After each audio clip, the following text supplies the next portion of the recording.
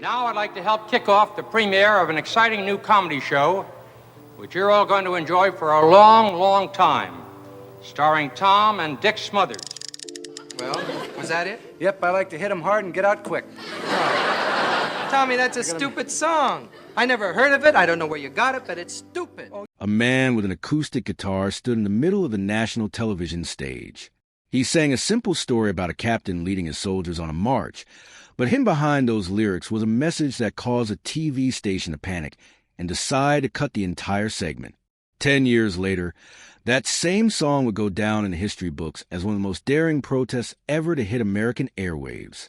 But that was just the tip of the iceberg. For 3 seasons, the Smothers Brothers Comedy Hour confronted censorship, government, and national television head-on. Starting from this scene, a series of underground events took place, much more intense. I've been reading up on the situation in Red China because everybody's following that, and so I thought I'd follow. That's right. The whole world's watching Red China, and they're watching to see what Chairman Mao Zedong's going to do over there. The show CBS wants to bury alive, Pete Seeger. On September 24th, 1967, during the second season of the Smothers Brothers Comedy Hour, folk singer Pete Seeger made his first appearance on American television in more than a decade after being blacklisted for refusing to testify before the House Un-American Activities Committee. With his silver hair, familiar acoustic guitar, and calm face, Seeger performed the song Waist Deep in the Big Muddy. We were waist deep in the Big Muddy. The big fool said to push on. The story in the song tells the story of an Army officer who stubbornly leads his troops across a dangerous river, even with warnings, and eventually drowns. The lyrics sound like a military picnic, but anyone who followed the news at the time understood that the implication was aimed directly at the American leadership, who was bogged down in the Vietnam War. CBS ordered the entire performance cut from the broadcast, citing political sensitivity. But Tom Smothers reacted furiously. He argued that the song not only reflected the feelings of millions of Americans about the war, but also was a test of freedom of expression on television. In an interview with the New York Times in October 1967, Tom called the censorship decision cowardly and an example of unwarranted network control. Behind the scenes, the fight escalated. Tom and Dick Smothers demanded that CBS rerun the performance. They not only wrote internal letters, but also applied public pressure. Responses from viewers across the country poured into CBS headquarters. Letters, phone calls, even petitions demanding a rerun. Both sides realized that the incident had gone beyond a television show.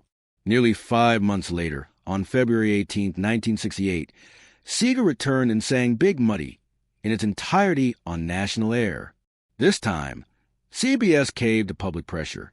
The segment was not edited, but the price was much higher. CBS began to place the show under intense scrutiny. In an internal recording released by historian David B. Cooley in 2023, censorship chief William Tankersley said, "We can't let this show become a pulpit for anti-war protesters." From a television perspective, this was a dangerous precedent. An artist who had been ostracized from the mainstream media system was re-emerging with a clear, unedited political message in prime time. Network executives saw this not as a single mistake, but as a dangerous long-term slide. George Sunga, the show's senior producer, revealed in a 2002 interview that CBS recorded every meeting between Tom Smothers and the censors after the event. During one tense meeting, Tom told the CBS representative, "If we can't say what we believe, there's no point in having this show." A dangerous precedent. Ironically, after performance aired, the show continued to have high ratings and positive reviews. Pete Seeger not only performed but became a symbol of renewed creative freedom on television. But for CBS, the incident marked the beginning of a period of strict control. Every script, every line of dialogue, every guest from that point on had to be reviewed line by line. Seeger himself later admitted that he had no idea that a folk song could cause such a backlash. But as Tom Smothers himself said in an internal meeting recorded by producer Ernest Chambers, television is a perception-shaping tool. If they're afraid of the song, it's doing its job. Draft destroyed. On September 15, 1968, the first episode of the third season of the Smothers Brothers Comedy Hour opened with a special guest, Harry Belafonte, a black artist known for civil rights activism and outspoken anti-war views. He performed Don't Stop the Carnival, a song with a lively melody that seemed to escape political overtones. But it was the way the show handled the visuals that CBS reacted to. During Belafonte's performance, the producers intercut documentary footage of the August 1968 crackdown on protesters at the Democratic National Convention in Chicago. The violence was clear: police beating protesters, tear gassing, and arbitrary arrests. The images were unblurred, uncut, and accompanied by a cheerful soundtrack that added a sense of cruel satire. CBS orders cut. The reaction from CBS came at an internal preview. Executives immediately ordered the entire segment cut. Tom Smothers objected vehemently, insisting that putting the truth on television was not a disruptive act but a moral duty. But CBS would not budge. According to a September 20th, 1968 article in the Washington Post, the network issued an internal memo that the segment could damage the image of the entire network. At a press conference 3 days later, Tom Smothers told reporters, "We didn't add anything to the truth. We just didn't take it away." At the same time, hundreds of letters of protest were sent to CBS from viewers across the country, many of them from American veterans and college students, demanded that the segment be rebroadcast. What was most outrageous was not the removal itself, but what followed. In a 2022 interview with PBS, executive producer Ken Fritz confirmed that the original footage of the segment was intentionally destroyed by CBS rather than simply archived or held in reserve. The goal, he said, was to ensure it would never be replayed, leaked, or used as evidence. It was one of the few instances in American television history where a segment was completely destroyed due to political considerations. Nonetheless, a rough copy of the footage was kept in a personal archive by Tom Smothers. In 2021, the footage was discovered during the preparation of the PBS documentary, The Smothers Brothers Comedy in Conflict. When the documentary aired in November 2022, the original footage was shown to the public for the first time. The backlash was immediate. On social media, many modern viewers could not believe that such a clearly social commentary was ever considered too extreme to air. In the same documentary, media historian Allison Pullman notes the destruction of the tape by CBS demonstrates the extent to which they were afraid of a comedy that dared to show reality. They did not want audiences to face the truth, even if it was delivered through a funny song.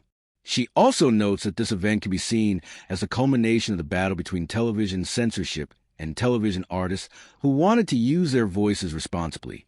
Curse of Elaine May's censorship.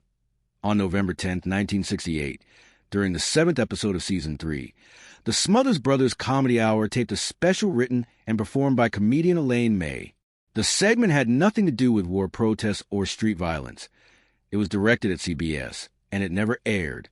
Elaine May plays a television censor who stands before the camera solemnly reading from a memo listing all the things that are not allowed to be said on national television: war, religion, race, injustice, police, capitalism, and even the mention of the word censorship. The list gets longer and longer as she reads. The pace of the skit becomes more and more frantic. At the end, May's character drops a sheet of paper, looks straight at the audience, and says, "If we're not allowed to say anything important, we're just fooling you with empty jokes." Then she rips up the entire script and leaves the stage in silence. Tom Smothers proposed airing the skit in its entirety, unedited. CBS immediately rejected it. In a meeting with programming director Mike Dan, Tom asked for a reason for the cut. The answer: it offends the system. As producer Ernest Chambers revealed in a 2023 article in the Journal of Broadcasting and Electronic Media, CBS rejected the skit not because of its specific political content, but because it openly exposed the censorship mechanism they themselves operated. Elaine May never appeared on the show again. Tom Smothers threatened to resign if CBS continued to cut content with strong opinions. In a meeting that was later recorded and released, Tom told CBS executives, "Comedy is not designed to put people to sleep. It may make people laugh, but if they don't think about it afterwards, we've failed." After the scrapped segment, CBS implemented an even stricter script-checking process. Every line of dialogue, every musical number, every scene had to be approved days before filming. Remarkably, Elaine May's skit was not destroyed. A rough recording survives, preserved by her in her personal archive. In 2022, the recording was restored by PBS and included in a documentary about the show. It was the first time audiences had heard the entire performance. Historian David Bentley, who interviewed Elaine May in the 1980s, notes in the documentary the skit was more than just a joke. It was a forewarning, a precise representation of what happened next. The show was stifled from the inside out, monologue deleted. On the evening of February 9, 1969, in episode 19 of Season 3, Tom Smothers took the stage alone to deliver a short monologue just before the next comedy segment. But this time, there was no joke. He looked into the camera and said, "We're spending billions of dollars to bomb a country whose people just want to live in peace. Does anyone else think that's ridiculous?" The line wasn't part of the pre-submitted script. It was added just before filming, and the studio audience heard it in full. CBS didn't let it get out. In the final broadcast, the monologue was cut entirely, replaced by a commercial. The reason given was that the content was not suitable for the entertainment format, but the interference didn't stop with the edits. 3 days later, Tom Smothers was summoned to the office of CBS Chairman William Paley. According to his memoir, Dangerously Funny, Paley told him bluntly, "You're turning this program into a propaganda newspaper. Stop it or we'll cancel it." Tom replied, "If telling the truth is propaganda, I'd rather be propaganda than be silent." Meanwhile, the reaction from viewers was swift. Many who were present at the taping sent letters to CBS wondering why the speech had been cut from the broadcast. One of the letters, quoted in the Los Angeles Times on February 15, 1969, read, "Why cut out such a simple and reasonable idea? Television is a place where the public should be able to hear a full range of opinions, even if they disagree." What Tom Smothers didn't know at the time was that CBS had been compiling an internal censorship dossier on him since late 1968. In a December 2023 interview with The Hollywood Reporter, historian Catherine Kramer Brownell revealed that CBS was compiling every controversial statement, action, and situation Tom had made in preparation for a legal and media action justifying his termination. The dossier included a note from censorship chief William Tankersley. Tom Smothers is a threat to the stability of the network. The monologue incident was not only a flashpoint between Tom and CBS, but also created internal tension with Dick Smothers. According to producer Ernest Chambers, Dick said in a private meeting, "I support Tom, but the show is drifting away from its original purpose. We need to know the boundaries in public." Nevertheless, the brothers remained absolutely united.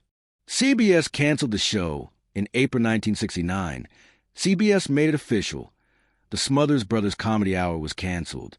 The reason given was administratively simple. The show had failed to submit its approved episodes on time, violating the terms of its contract. But what was going on behind the scenes was far more complex and political. Documents from the later release of the Smothers Brothers v. CBS lawsuit showed that the Smothers Brothers had submitted tapes on time multiple times, but CBS deliberately delayed approval of the content to create administrative reasons for canceling the show. Tom Smothers provided evidence of tape delivery records and unusually long approval times. Notably, at the time, the show was still among the top 10 most watched shows in the country. The real reason for CBS's decision, nonetheless, was not technical. In 2024 at a conference at UCLA, media historian Robert Thompson released a recently declassified set of internal documents from the Library of Congress. Among them was a letter dated February 6, 1969, from H.R. Haldeman, a senior advisor to President Richard Nixon, to William Paley, the president of CBS. The letter asked CBS to strictly control anti-war and divisive messages on the air. Below, a handwritten note read, "The Smothers Brothers are out of control." Also included in the documents are transcripts of calls between White House officials that refer to the show as a potential threat to control of mass media. What the government cannot censor directly, it exerts indirect pressure through sponsors, advertising boards, and high-level relationships with network owners. CBS did not dispute the authenticity of the documents. In a brief statement after the conference, the network said only the decision to cancel the show was based on a number of complex factors at the time. This adds to the suspicion that the cancellation was not due to content alone, but rather the result of a coordinated campaign by television executives and a political class bent on controlling public opinion. Tom and Dick Smothers decided to sue CBS for violating their freedom of expression and unilaterally terminating their contract without due process. The case dragged on until 1975, when the Smothers won the case and were awarded $776,300. But according to Tom himself, this was not a real victory. "We won legally, but we lost culturally," he said at a press conference after the trial. They sent the message that telling the truth is not welcome on television. Since 1969, no entertainment program on national television has been as openly confrontational with the political system as the Smothers Brothers Comedy Hour. Anything that might spark controversy was banned or censored. The effect of the cancellation lasted for years, as producers and writers learned the lines. No politics, no war, no television. The Survivor segments. Not all socially conscious pieces were completely cut from the airwaves. Some were played but only once, then removed from all official recordings or heavily edited in later releases. These pieces did not disappear like Belafonte's performance, but they were muffled enough to have no widespread impact. On December 8, 1968, actress Lee French appeared in a short sketch depicting a black man being questioned by police on the street. When he tried to explain that he was on his way home from work, he was pushed against a wall, interrogated, and ended with the words, "I don't know if it's illegal to go home." The segment was presented as a black comedy with no background laughter. CBS allowed it to air, but only once. When the show was re-released on tape in the 1990s, the segment was no longer featured. Tom Smothers, in a 1968 interview with Time, confirmed that the network had asked that the scene not be included in any subsequent official recordings. The reason was not the content, but the social context had changed. Another case is Joan Baez, scheduled to appear on the March 1969 episode, to sing an anti-war song. CBS asked her to change it to a neutral song. When Tom Smothers refused to change, the network canceled the segment with Baez. According to producer Ken Fritz, Baez later sent Tom a thank you note, which included, "You chose truth over safety." Additionally, several other socially themed segments were quietly altered. Dialogue was edited, lyrics were cut, or background laughter was added to lighten the tension. These changes were not announced to the public and were only discovered years later, when historians compared the surviving rough draft with the final release. Even if they are not destroyed or censored outright, these segments suffer the same fate. Their influence is limited, becoming a dangerous part of the television archive, and this silent suppression makes them harder to detect than anything that is explicitly banned. From an artistic perspective, in several interviews since the show's cancellation, Tom has emphasized that he never viewed comedy as escapism. "We're not news," he said, "but if people laugh and don't think about it, then we've wasted their time." This philosophy not only informs the content of each episode, but also informs every decision he makes, from leaving controversial statements untouched to protecting guests with social messages. In his memoir, Dangerously Funny, Tom recounts that he was often asked why he didn't make his show more lighthearted. His answer was always consistent: because reality is hard. He saw television as a place where the public could have a conversation, even if that conversation was uncomfortable or offensive. For him, comedy only had value if it dared to address something that society tried to ignore. The show's influence didn't stop in the 1960s. The producers of Saturday Night Live, The Daily Show, and Last Week Tonight have all acknowledged that they learned from the Smothers Brothers that comedy could be a political response, not just entertainment. Tom Smothers laid the foundation for how modern television comedy approaches social issues, not by ducking, but by taking a clear stand. Thank you for sticking around. What was once forbidden, hidden, or thought forgotten is now being seen with clearer eyes. If you think these scenes are worth revisiting, if you believe that television should not only entertain, but also remind us of the things that were once suppressed, leave a comment below. What do you think would happen if this show were aired today? Don't forget to like if you think this content needs to be shared more widely. Subscribe so you don't miss out on other stories that have been hidden. And if you know someone who needs to see this scene again, share the video with them. Because sometimes All it takes is one rewatch, and nothing will ever be the same again.